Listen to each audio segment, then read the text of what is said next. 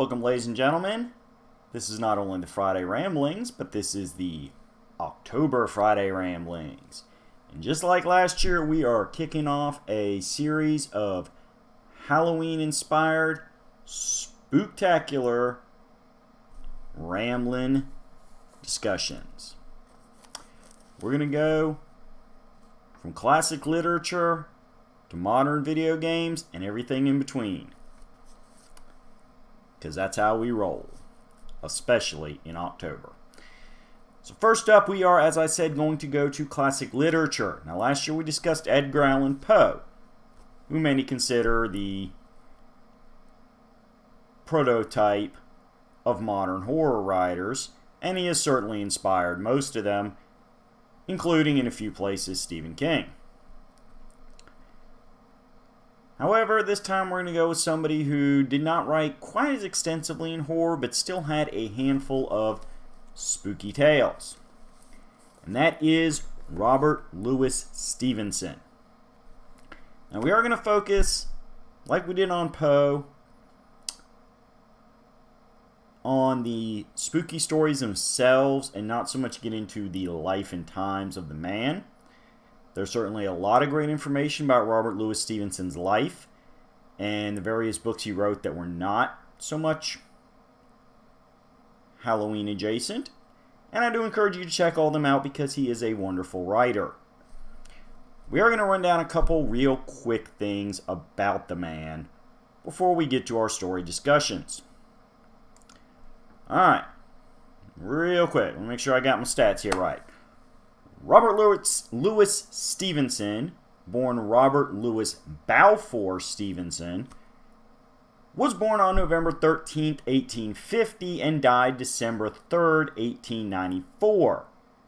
Yes, he was only 44 years old.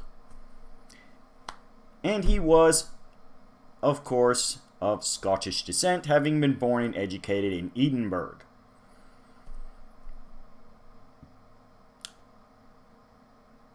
He is, outside of the spooky stuff, most noted for the iconic Treasure Island. And a few other great short stories.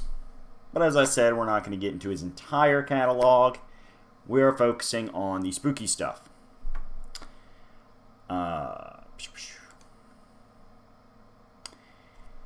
Robert Louis Stevenson did retire to Upolu, which is an island in Samoa, in his later years after getting most of his writing done. He took the native name Tusitala, which is Samoan for teller of tales. His influence spread among the Samoans who consulted him for advice, and he became involved in local politics. Specifically in the sense that he felt the European officials who had been appointed to rule the Samoans were incompetent.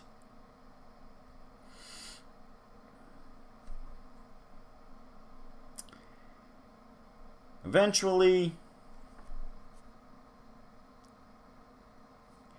on December 3rd, 1894, unfortunately, Stevenson was talking to his wife and straining to open a bottle of wine when he was said to suddenly exclaim, "What's that?"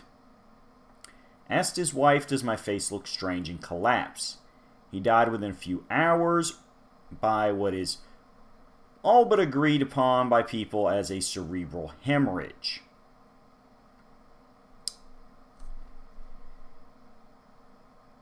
He was buried in Samoa on the nearby Mount Vea, overlooking the sea on land donated by British acting Vice Consul Thomas Trude.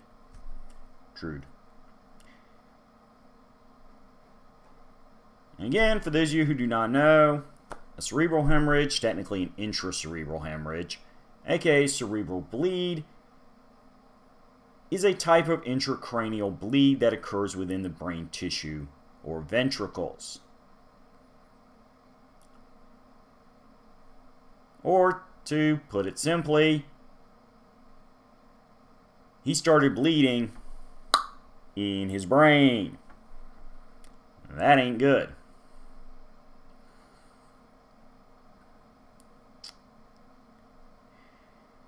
The causes of this can include brain trauma, aneurysms, malformations, and brain tumors.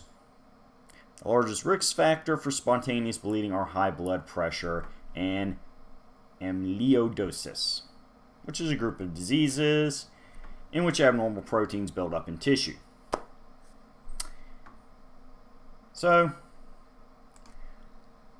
a bit of a scary end for a guy that wrote some scary books. Now, most of what we're going to be discussing is ones I have read in person. Actually, everything we're going to discuss is what I have read in person. And they all come from this collection that I picked up a few years ago. Look at that classic cover there. Nice spine. You see a little wear and tear on the book because as I have thumbed through it multiple times. And as such, it does have some travel age on it. But the inside is all good. As you can see, pages are not ripped. There are no stains or anything preventing the words from being read, which is the most important thing with these books. Now, I'm going to go ahead and get the last story out first, which is Weir of Hermiston. The reason why is because, A, it's not really that strange a tale. However, it is an unfinished novel by his. One of the last things he was working on. And the content of it we do have has been highly praised by literary critics. So real quick, the novel is set at the time of the Napoleonic Wars. It tells the story of Archie Weir, a youth born to an upper-class Edinburgh family. Because of his romantic sensibilities and sensitivity, and by this we are referring to the philosophy known as Romanticism, which is characterized by its emphasis on emotion and individualism, as well as glorification of all the past and nature, preferring the medieval rather than the classical. It was partially seen as a reaction to the then current Industrial Revolution and the aristocratic Age of Enlightenment and the scientific rationalization of nature. Movements that were at the time very modern and cutting edge. Essentially, Romanticism says you can't appreciate nature by looking at it with cold analytics, and machinery takes us away from the spiritual beauty of the natural universe. Now, personally, I'm a big proponent of science and rational and analytical thinking,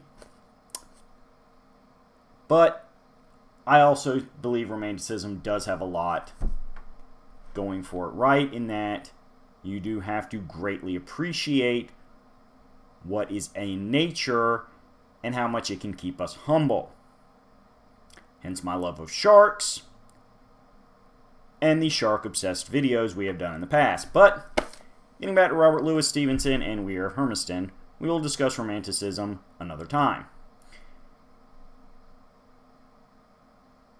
Because of these sensibilities that were basically clashing with what was the current status quo in society, Archie is estranged from his father, who's depicted as the coarse and cruel judge of a criminal court, and by mutual consent, Archie is banished from his family of origin and sent to live as the local lord on a family property in the vicinities of the Borders hamlet Hermiston, hence the name of the book, Weir of Hermiston. While serving as the lord, Archie meets and falls in love with Christie. Fortunately, just as the two are deepening their relationship, the book breaks off.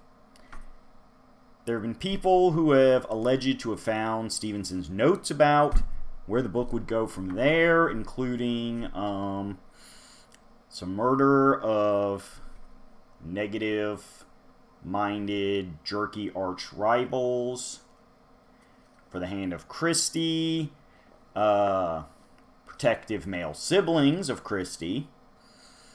You know, the usual soap opera-esque drama stuff that can in fact be traced back to much of classic literature, which is why those stories maintain such a popularity on television today.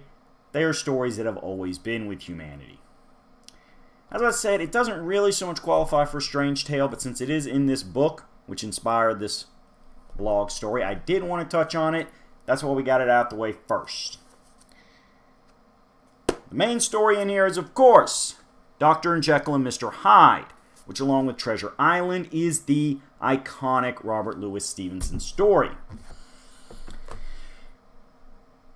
So, let's start breaking down what is officially published as The Strange Case of Dr. Jekyll and Mr. Hyde. It was first published in 1886 and is about a London legal practitioner named Gabriel John Utterson who investigates strange occurrences between his old friend Dr. Henry Jekyll and the evil Edward Hyde. Now obviously, much like other classic lit stories, the big twist at the end, which we'll touch on in a second, has entered English slang with Jekyll and Hyde, referring to persons with an unpredictably dual nature, outwardly good, but sometimes shockingly evil, and specifically those who tend to repress that evilness and deny it. Now, this was a story that Stevenson had worked on kind of off and on in a few different variants ever since he was a teenager. So there's a reason this is such an iconic and great story. He spent a long time working on it and building it and getting it just right.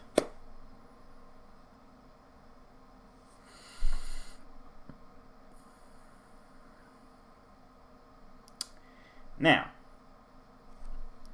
we're going to do a quick plot summary of it because, as I said, we do not do major spoilers here on the Ramblings, even though this is a story that is over 100 years old.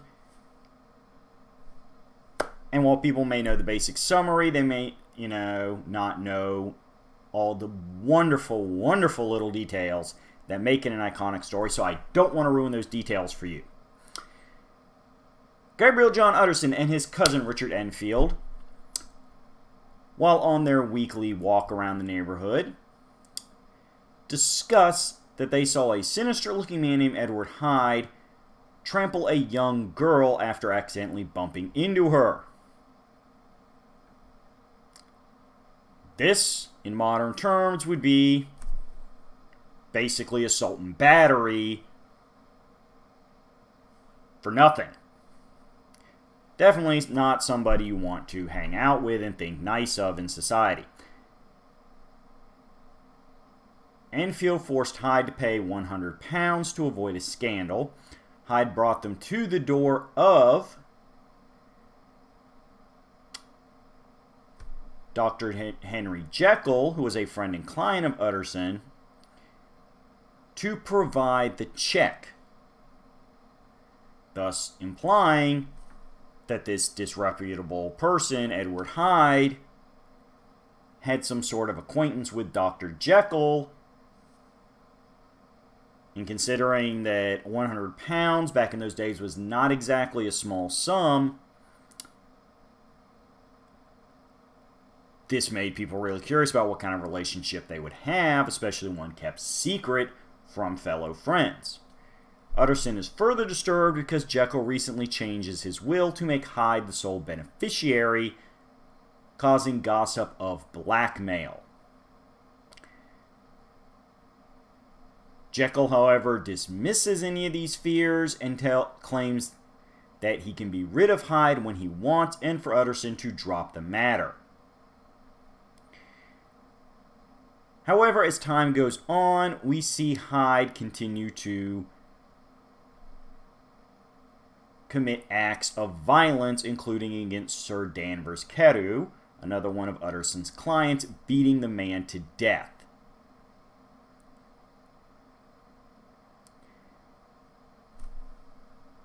The police find evidence that Hyde, who has a separate apartment in another side of town, is in fact the culprit. Unfortunately, the evidence,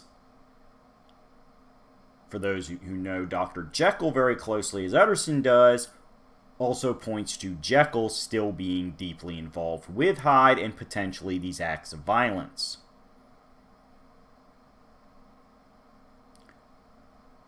Utterson continues to look into this as the months go by, along with Jekyll starting to refuse visitors and become a hermit, essentially imprisoning himself in his own household. Eventually, Dr. Hasty Lanyon, a mutual acquaintance of Jekyll and Utterson, dies of shock after receiving information relating to Jekyll, but not before Lanyon gives Utterson a letter to be opened after Jekyll's death or disappearance.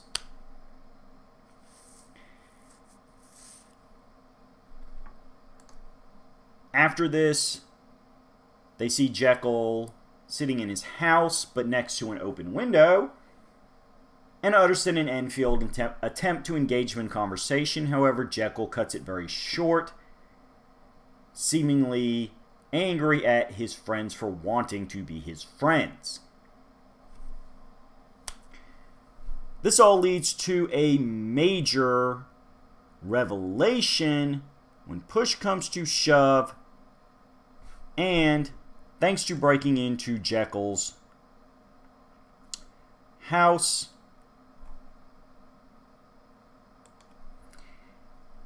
documents are found that piece together the mystery. Jekyll, having been of a scientific mind, had been experimenting with various chemicals and succeeded in causing in himself not just a physical transformation, which made him unrecognizable as the brutish Edward Hyde, but a change in psychology, as these chemicals also gave full release to his crueler emotions that he had denied himself over the many years while trying to be the perfect English gentleman. He invented a chemical that would transform him back. However, he found after a couple transformations in the name of science, he began enjoying being Edward Hyde, and more importantly, not necessarily keeping that Hydish voice out of his head when Jekyll was in control of body and mind. Fearing that eventually he would not be able to transform back into Hyde, especially when his chemicals run low, and he starts finding difficulty in creating the antidote with replacement chemicals, Jekyll resolves to never transform into Hyde again. Unfortunately, in a story in which it is all about the horror of denying yourself and of pursuing science at the sacrifice of morals, things get worse. Without taking an intentional chemical dosage, Jekyll finds himself transforming involuntarily into Hyde, showing that he had ingested enough chemicals over time that his body could do it naturally, and that the influence of the now completely separate Hyde persona was gaining dominance. All of this leads to the major conclusion, wherein having completely run out of antidote and fearing that as Jekyll, he did not have the force of will, being so afraid of Hyde and his violent, including homicidal nature, that he would not be able to change back as Hyde had been taking over without chemical help. Jekyll writes down this big confession because that's very important. It's very important when writing horror like this that you include not just an explanation for where this exposition stuff comes from, but in a way that actually feeds the story and feeds the horror. You know, Jekyll's sitting there realizing this may be the last hours of his existence as Henry Jekyll. And being a good man at heart, he knows he needs to confess. Edward Hyde came from himself, a piece of his soul, let loose without proper moral restraints, being essentially half a soul. But more importantly than that, the repeated transformations into Hyde gave Hyde the power to permanently take over, showing that as Jekyll, he was a weak man, giving into the temptation to indulge his baser primal desires, using the identity of Edward Hyde as a scapegoat. In a sense, this being a throwback to a lot of modern comic book supervillains who create the supervillain identity initially because they want to be a criminal, but they don't want the person they are to be a criminal. They want to do the criminal actions, but psychologically they can't handle the idea of being a criminal, so they invent a second persona. These kind of mindsets throw back to this logic of Jekyll and Hyde. Jekyll had repressed these emotions and desires for all these years because he couldn't fathom a proper English gentleman, the man of science and logic and rationality, doing something for emotional, short-term pleasure. It's animalistic. It's disgusting. And so, he could only do it. Worse, he could only enjoy it if it wasn't technically him. But because he did that, because he denied himself, because he denied that all that truly came from himself, and used chemical drugs and perverted cutting-edge science to create a monster to pour all his desires into, in a way, he found that goodness slain by the monster. In a lot of ways, the whole story could be seen as a metaphor for drug and alcohol addiction and how it can transform a person's life, if you wanted to take that stance. It's a brilliantly powerful story. I've read it like 3 times. And I'm going to read it again more in my life. Not even probably. I guarantee you I'm going to read it again. Now,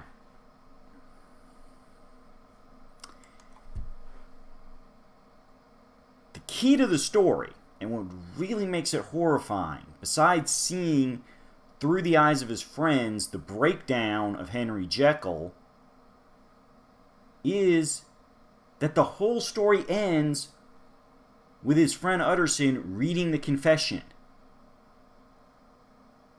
We never find out what happened to Edward Hyde.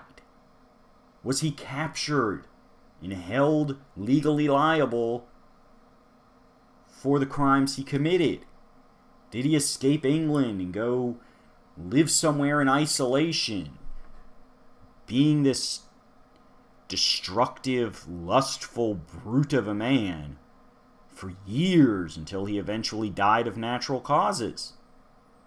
Was he himself murdered when somebody else proved to be more of a monster than Hyde? These are, unanswered scenarios, and that's the fear. You finish that book and you realize Hyde was never captured. Hyde was never dealt with. Hyde could be in your house.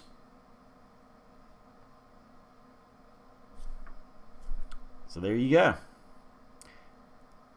Now, I will say, if you have not read a lot of classic lit before, while I do highly recommend the story on general principles, it is not a great story to introduce yourself to classic lit. Because Jekyll himself is not technically the main character, and because a lot of these immoral actions by Hyde are being reported on and not seen through the eyes of Hyde himself at the present time, the book can be a little dry in places by modern sensibilities. However, if you can see the book for what it is, as I have just said a moment ago, a very wonderfully metaphorical indulgence in denying your true nature, and when push comes to shove, using chemical assistance to cut loose, that can come to a horrifying end. But we do have other books in there, because that's what I'm saying, this whole thing, it's like 230 odd pages. And it's multiple stories. None of these stories take long to read. That's the best thing about it. You could track a digital copy down and read it on a single spooky night here in October and learn exactly what the strange case of Jekyll and Hyde actually is. But we have other stories. We have The Body Snatcher. Now this one I really like. The Bottle Snatcher is, in a lot of ways, it reminds me of your horror anthology shows that were big in the 90s and the 80s. Your Tales from the Crypt, Twilight Zone. In that, a lot of the scare is the psychological suspense of the situation people find themselves in. That it deals with death, but not in a, hey, let's have one guy kill a bunch of people, modern horror sense.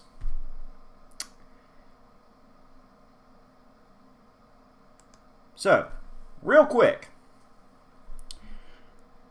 Group of friends are sharing a few drinks down at the pub when an eminent Dr. Wolf McFarlane enters. One of the friends recognizes the name and angrily confronts the new arrival. His friends are puzzled about what this is all about, and eventually things come to life. Turns out that McFarlane and Fetz had attended medical school together under anatomy professor Robert Knox. Their duties included taking receipt of bodies for dissection and paying the pair of shifty and suspicious men who supplied them. Now, in and of itself, this is not unusual. Medical students helping out the professor, this would kind of be the equivalent of being like a student intern. And specifically, yeah, you want to be a medical doctor, you've got to eventually start dissecting human bodies before you can be licensed to treat them. So, sometimes you just have to deal with dead bodies and the fact that people that are willing to cart dead bodies around town, back and forth, are not necessarily the most upstanding members of society. They tend to be people that are poor and desperate. Unfortunately, things come to a head when Fetz identifies a body as a woman he knew who had been in very good health, and thus there was no reason she should have been naturally dead. Suspecting murder, Fetz starts freaking out, but McFarlane talks him out of reporting the incident, fearing that if they charge the men who deliver the bodies for the professor and the two students themselves will get implicated in it. Which again makes a lot of sense that, if they did this once, they've probably been doing it for a while, You're really telling me that none of you ever suspected this before now? These things happen in police investigations, even back in previous centuries. Eventually, the two gentlemen meet a man named Gray, who treats the cold-hearted McFarlane in a very rude and obnoxious manner, proving that while McFarlane may be very focused on his own occupational success, there are worse men out there. Coincidentally, a night later, McFarlane delivers the body of Gray as the next person to be dissected, further convincing Fetz that this is definitely happening more often than not, and that he has gotten involved with some very immoral people. McFarlane, though, manages to convince Fetz to continue to play along, including heavily implying that he will be the next person to end up as a volunteer to be dissected. Two men make sure the body is comprehensively dissected, destroying any forensic evidence that might point to McFarlane being the murderer of Gray. Unfortunately, when their traditional body delivery men start having problems supplying enough bodies for the medical school, Fetz and McFarlane are sent to a country churchyard to exhume a recently buried woman themselves. And of course, they're doing it on a dark and stormy night, with Fetz having become a huge bundle of nerves throughout this evening. Things happen. He swears he hears stuff that he may or may not be hearing. And, as I said, in classic Twilight Zone Tales from the Crypt style, without getting into specific details, it's discovered that both men have guilt in their hearts as they swear they see something that night that changed their lives forever. To the point that back in the present, all these years later, Fetz still can't face McFarlane without feeling intense anger, having been exposed to things he never wanted exposed to. Now, there's a reason I keep name-dropping Tales from the Crypt as a classic template for these kind of stories. I grew up watching Tales from the Crypt when in its original airings on HBO. It was some of my first experience to short-form horror. Now, yes, the TV show was based on EC Comics series, which had been written in previous decades. Not all the stories were based off those. Some were modern. Some were, in fact, present-day remakes of previous stories, such as this. And so that's how I think of the Body Snatchers, a predecessor to a Tales from the Crypt story, because it hits all those same beats. You have early off-screen murders, implications that one of your main characters is intimately involved, signs of evil, and eventually that evil has to confront itself, sometimes fatally, sometimes not. Either way, they do not chase the same path that they were before. Now, my only real criticism with the Body Snatchers is by putting that present day framework on it of the two confronting each other many years later, it does take away the completely open-ended nature of what that ending could have been. Without the introduction set in present time, if it had merely been a story taking place in that one time period, all we would have known is Betsy McFarlane confronts something truly horrific, and we have ambiguous fates. And as I discussed previously with Edward Hyde, that is the most frightening thing. Leaving it up to the reader's imagination of what happened that night. Our next two tales do have much more distinct endings, but they are still very psychologically suspenseful, strange, and spooky. Markheim is a short story originally prepared in 1884 but published in 1885.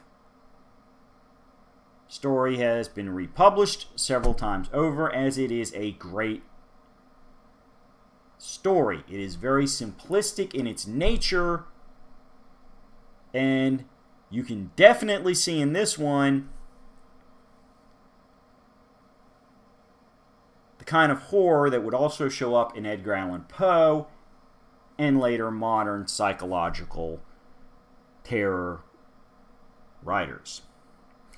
The story opens late one Christmas day in an antique store during the mid-1880s. A man named Markheim has come even though the store is officially closed, and the rather shady dealer points out that whenever he comes to visit after hours, it is usually to privately sell a rare item, claiming it to be from a late uncle's collection he inherited. The dealer hints his suspicions that more likely Markheim stole these items, although it has not stopped him from purchasing them, usually for an amount less than what his client asks for. Markheim's body language shows that he does not appreciate these insinuations and that they are most likely on the mark, claiming he has not come to sell anything this time but rather buy a Christmas present for a woman he will soon marry, implying she is well off. Though somewhat incredulous, the dealer suggests a mirror as a gift, but Markheim takes fright at his own reflection, claiming that no man wants to see what a mirror shows him. Markheim continues to be reluctant to end their business dealings, insisting that the dealer sell him something. Push comes to shove. When the dealer turns his back to select another item from his case, Markheim pulls out a knife and stabs him to death. Surrounded by mirrors and ominously ticking clocks, and with only a single candle to light up the dark shop, Markheim spends minutes recovering his nerve when he hears someone moving about upstairs, though he knows the dealer's maidservant is taking the day off and no one should be there. It's a very important point because this further sets the idea that potentially everything Markheim said about his fiancée is a lie, and that this was not a crime of passion, but a pre-planned, cold-hearted task. Markheim having spent time casing out this man's schedule as well as the schedule of the maidservant. Markheim continues to search out ways to deal with the dead body as well as getting the keys to the dealer's safe when he goes to the upper rooms where the dealer's residential rooms are at, coming upon a man who opens the door. Though he never identifies himself, the stranger is clearly supernatural, and Markheim believes the stranger is the devil. The stranger says he has watched Markheim his whole life, and warns Markheim the servant is returning to the store early, so Markheim had better hurry or face the consequences. This devilish stand-in continues to taunt Markheim, offering to give him the knowledge of which of the many keys he has found in the dealer's possession is the right key to open the safe, causing Markheim to wonder what would be the cost of dealing with somebody this inherently creepy, who should not have this kind of knowledge and is clearly using the threat of being found by the maidservant to force Markheim to make a rushed, panicked, and most likely bad for him decision.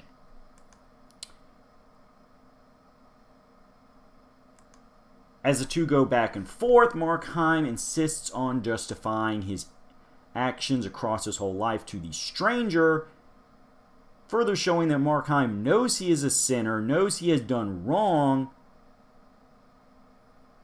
but, like all good classic sinners,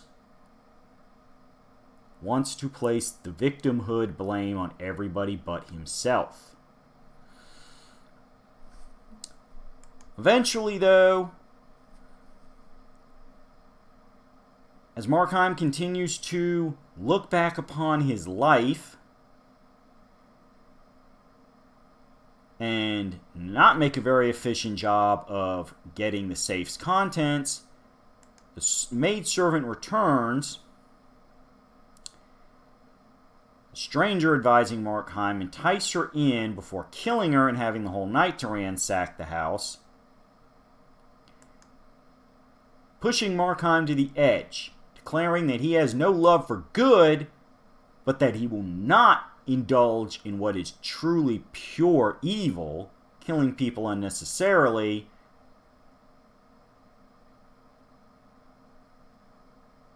Markheim decides to open the door, tell the servant to call the police, confessing to the murder of the master, causing the stranger's face to, quote, undergo a wonderful and lovely change full of tender triumph.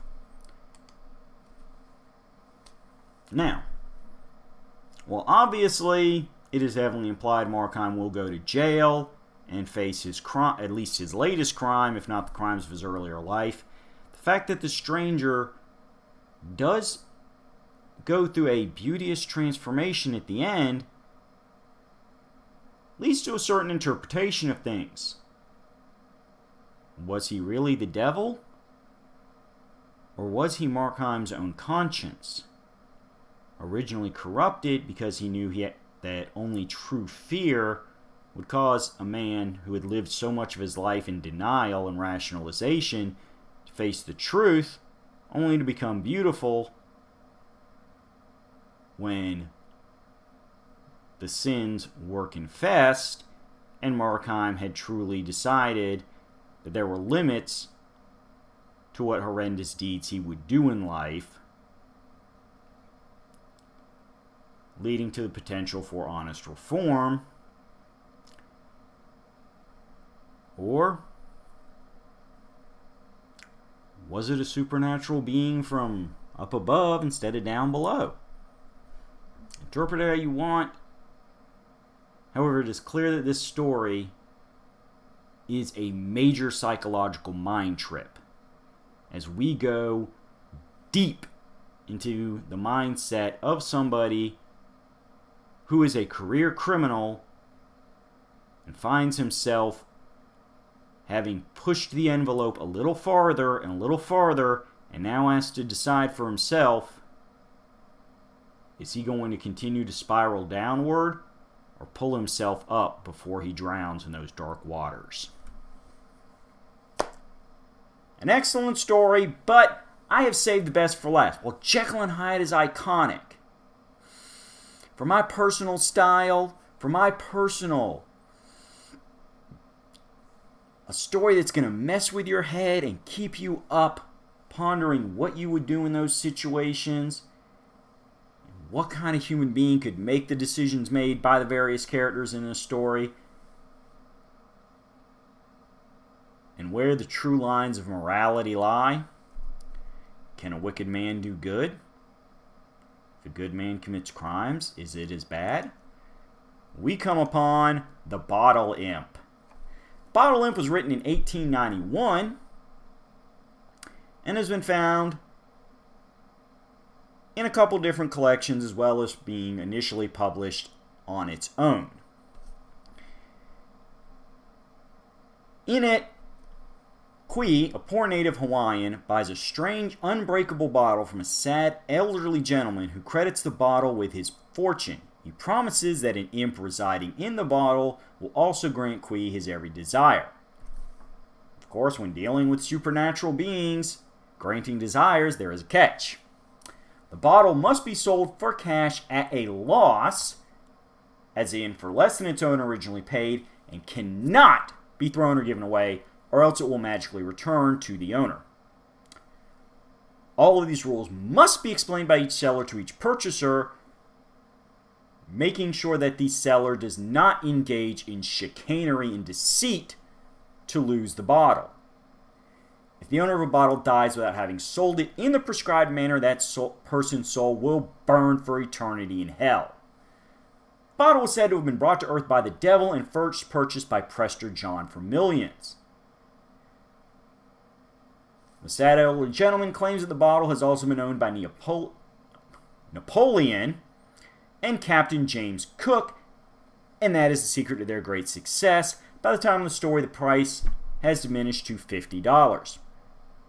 Kui, despite seeing the imp and its horrifying physical appearance, buys the bottle and uses it to achieve his desires. A wondrous, large house, fortune to make sure he can continue to live in that house, and a beautiful wife. Specifically, a woman that he had recently laid his eyes upon and had fallen for.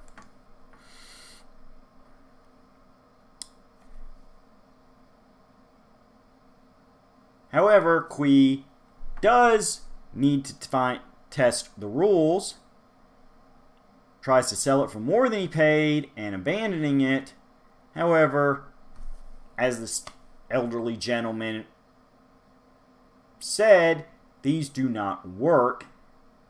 The bottle returns to him in every time, proving that the unholy power is very much set in these rules, which are unbreakable.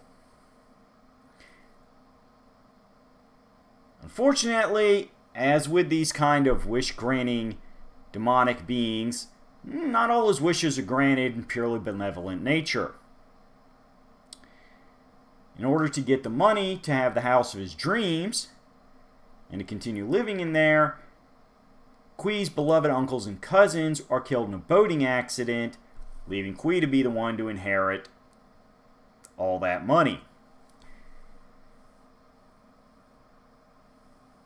Eventually, though, Kui has his house, he has his love, he has his money to support both.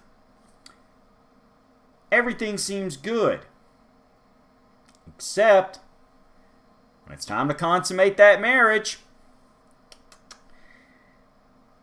Kui discovers he has contracted the then incurable disease of leprosy, meaning he must give up his house and his wife to live at a remote leper colony unless he can recover the recently sold bottle and use it to cure himself.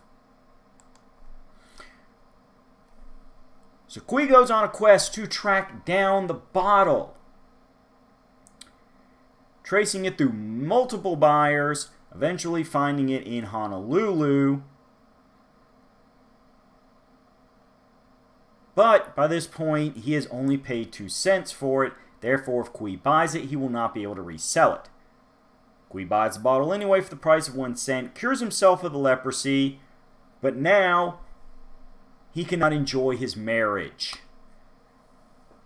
or his house because he knows when he dies, he will suffer in an eternity of hell for giving in to the temptations and desires of the mortal world. Fortunately for Kui, his wife, when finally hearing the confession and truth of the matters, proves that she is not just beautiful but intelligent, suggesting that they sail to Tahiti, where they use French currency, which has coins worth less than an American cent. Meaning, if they convert if they go there and sell it under the local currency, they can technically sell it for less than a cent.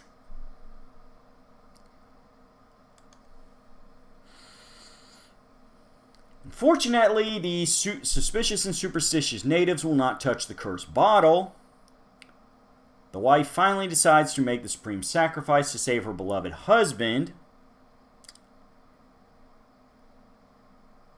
But since he will not sell it to her willingly and knowingly, she instead gets a sailor, not soldier, sailor,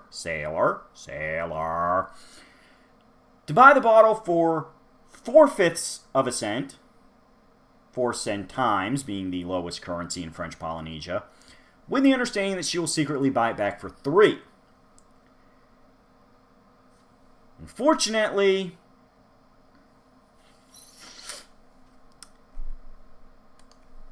he finds out what she did and cannot accept her sacrifice as he does truly love her.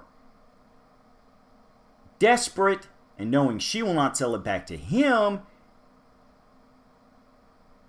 he decides to pull the same trick she pulled, consulting with a local sailor of his own, who he had previously been buddies with and who was, much like Edward Hyde, a man of basic primal desires and regularly indulged in them, most especially the drink.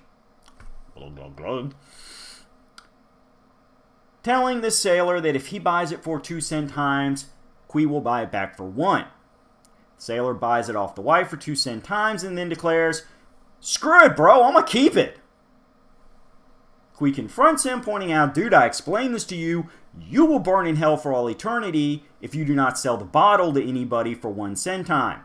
Sailor's response, proving that, again, even a man who lived his life indulging in physical pleasures and sin can have a heart of good, points out in the ending, "Bro, why would I want to push that on anybody else? Besides, look at the life I lived. I'm going to hell anyway. At least this way I can go out enjoying the last of my days." And with that, the sailor walks off, leaving Qui and his wife to enjoy a long, happy life together. Now, I know that's the only book where I made the ending very explicit, but you have to when discussing this book. I couldn't really think of a way to discuss the brilliancy of that ending without doing the spoilers. I do want you very much so to read the book, though, regardless, even though I gave a much more thorough plot summary than I usually do, because the dialogue is wonderful. The inner thoughts of Qui as he gets everything he wants and then finds that those things come at a price that he is not necessarily willing to pay, haunt him. And the more he tries to fix everything, the more he digs himself into a deeper and deeper hole until he is saved by a selfless sacrifice of a relative stranger, who, as I said, proves, hey, he can at least do one good deed in his life, even if he plans to kind of, in the long run, wipe it clean on a karmic scale by continuing to sin. It's a thing. Some people believe that. This is not as much of a straight psychological horror tale as Markheim or Jekyll and Hyde or even the Body Snatcher. However, the inclusion of the bottle imp and the devilish power behind the wishes, including their habit of causing harm along with the help you asked for, definitely makes it a bit of a frightening tale. I mean, I don't know about you, but it's kind of hard to fall asleep when you're going in your head over and over. Dude, would I even buy a bottle knowing I had to find somebody else and condemn them to that fate? Especially when it starts getting down to, under $1. Just the existence of the bottle means eventually somebody's going to suffer that final fate of guaranteed trip to hell. It's a game of hot potato. And I am talking the fires of hell hot potato. Would you get involved if it meant getting everything you desired? Could you continue to enjoy those desires when they came at the cost of other people's lives?